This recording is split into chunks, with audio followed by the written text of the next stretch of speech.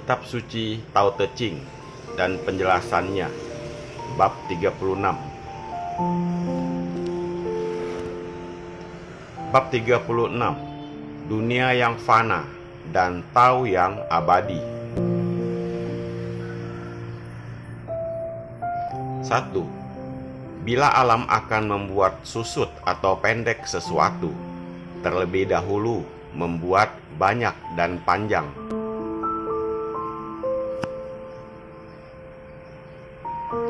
2. Bila akan membuat lemah, lebih dulu membuatnya kuat.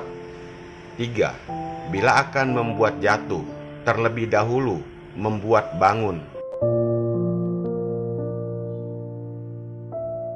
4. Bila akan mengambil, terlebih dahulu memberi. Inilah yang disebut sifat alam yang lebih dulu menunjukkan gejala gaib untuk sesuatu yang kemudian akan terjadi.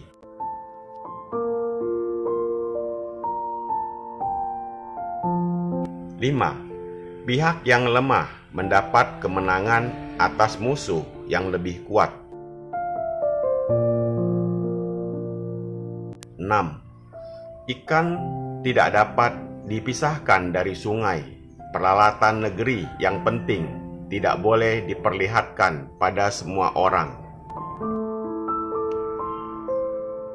Sebagaimana telah berulang-ulang dijelaskan di sini, bahwa pelajaran-pelajaran Lao Tzu diantaranya ada yang bersifat paradok, yaitu bertentangan dengan anggapan umum. Akan tetapi sesungguhnya kebatinan yang bermutu tinggi memang bertentangan dengan anggapan umum.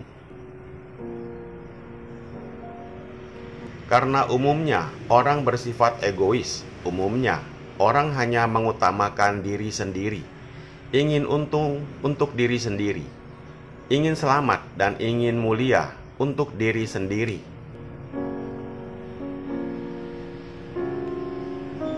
Tetapi keinginan ini dipandang dari sudut kebatinan adalah keinginan yang rendah. Kebatinan yang sejati berkehendak mencurahkan rasa cinta kasih pada sesama makhluk hidup.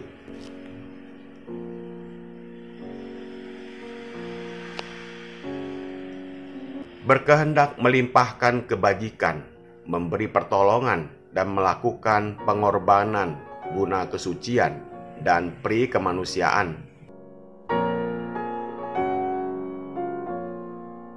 Maka dari itu, Lao Tzu mengatakan, bila orang bijaksana mendengarkan pelajaran kebatinan, ia akan memperhatikan dengan penuh minat. Tetapi orang bodoh bila mendengar kebatinan akan tertawa terbahak-bahak.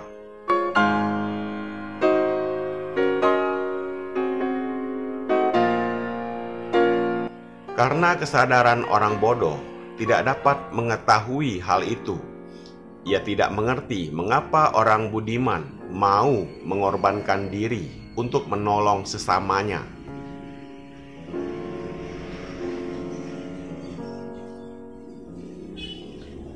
Mengapa para suci mengenyampingkan segala kemewahan dan berkehendak hidup secara sederhana?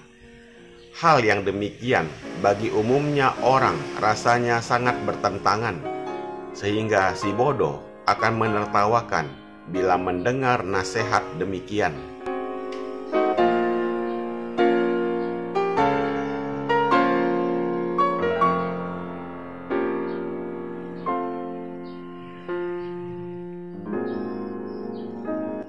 Kesimpulannya bahwa pandangan dari umumnya orang adalah ilusi atau maya atau hayal. Mereka kira bahwa kebendaanlah yang dapat membuat mereka bahagia, tetapi mereka tidak sadar bahwa benda itu tidak kekal adanya, sehingga tak dapat memberikan kepuasan secara langgeng dan abadi. Sebaliknya, orang kebatinan tidak memburu harta benda, karena pandangan mereka lebih luas dan lebih mendalam, sehingga dapat menembus maya dan melihat kenyataan Mereka hanya ingin memegang sesuatu yang kekal dan tak ingin memiliki segala benda yang bersifat hayal dan tidak abadi.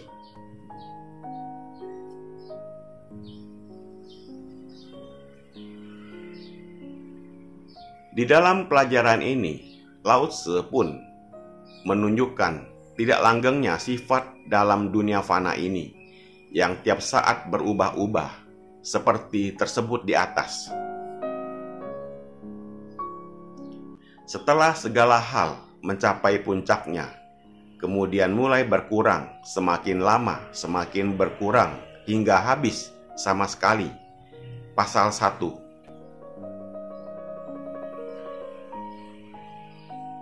Setelah kekalutan itu sampai pada puncaknya, kemudian mulai mundur hingga menjadi lemah.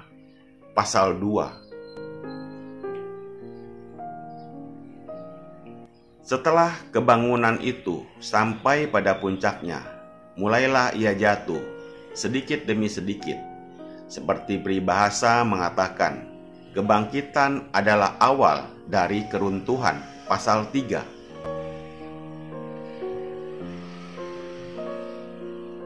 Bagi umumnya orang akan memandang ungkapan ini ganjil dan bertentangan. Sebaliknya bagi mereka yang waspada dan mengetahui jalannya hukum alam, akan menyadari bahwa di dalam keganjilan tersembunyi suatu kenyataan yang dapat dibuktikan kebenarannya.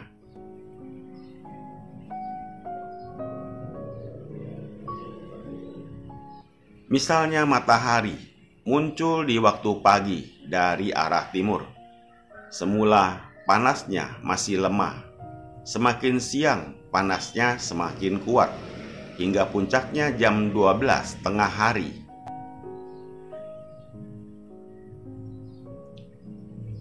Seterusnya lantas turun semakin lama semakin rendah, hingga akhirnya tenggelam sama sekali. Begitupun halnya dengan bulan. Demikian pula kehidupan manusia pun tidak luput dari hukum alam ini. Kita bermula terlahir sebagai bayi, di mana segala sesuatunya dalam keadaan lemah. Kemudian dengan lambat laun, tenaga kita semakin bertambah dan semakin lama semakin besar dan semakin kuat, sehingga pada usia dewasa tenaga kita sampai pada puncaknya.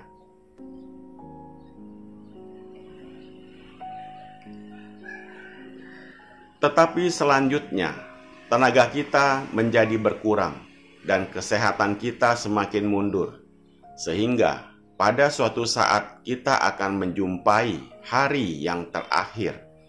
Jadi hal demikian ini memang sudah menjadi hukum alam. Orang-orang bijaksana yang mengetahui hukum ini dapat menyesuaikan hidupnya hingga dapat selamat dan bahagia. Pikirannya bisa tentram dan abadi.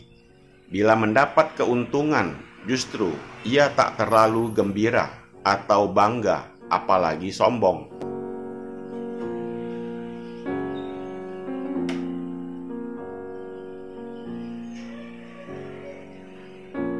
Karena ia sadar bahwa hal itu tidak akan selamanya, bahkan kemudian akan berganti menjadi kesukaran.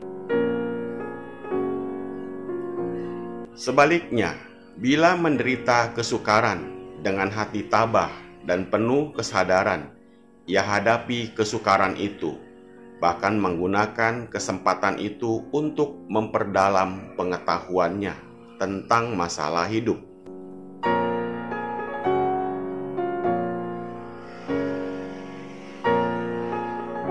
Maka pengetahuan kebatinan yang lebih mendalam itu dapat mengatasi segala kesukaran dunia hingga mencapai ketentraman batin yang abadi. Pasal 4.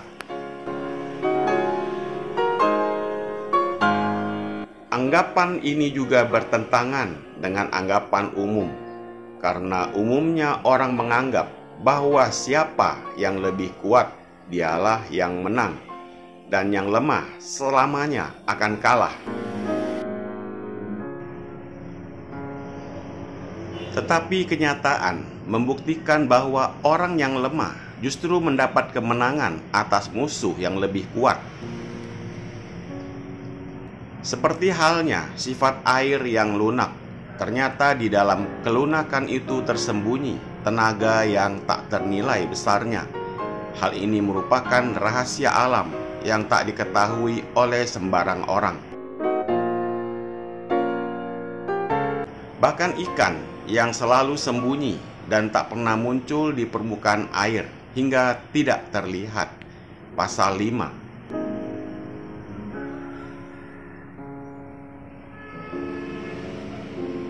Seperti ikan yang hidup di dalam sungai, senantiasa berada di dalam air, hingga tak dapat dilihat dari permukaan air.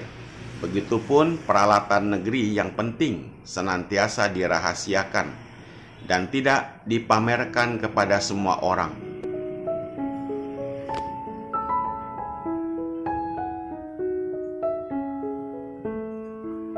Para ahli kebatinan yang telah mencapai tingkat tinggi tentu saja mempunyai kesucian batin, budi pekerti yang luhur, juga memiliki kebijaksanaan dan dapat membuka tabir dari rahasia alam hingga mengetahui ilmu gaib. Akan tetapi, ilmu gaib ini senantiasa dirahasiakan, bagaikan ikan yang sembunyi di dalam sungai. Kegaib-kegaib yang dimilikinya senantiasa dirahasiakan dan disembunyikan dari siapapun juga, supaya ilmu itu tidak disalahgunakan atau dipakai oleh sembarang orang.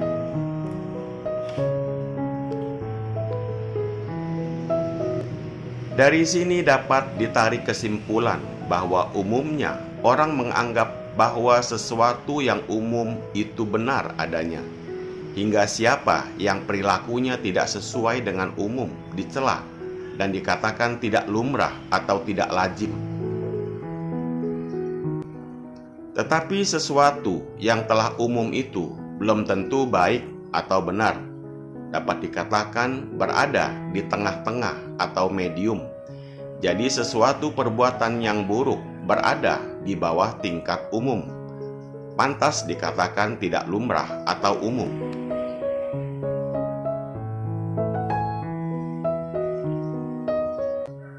Tetapi perilaku yang sesuai dengan kebatinan itu sudah lebih atas dari tingkat umum.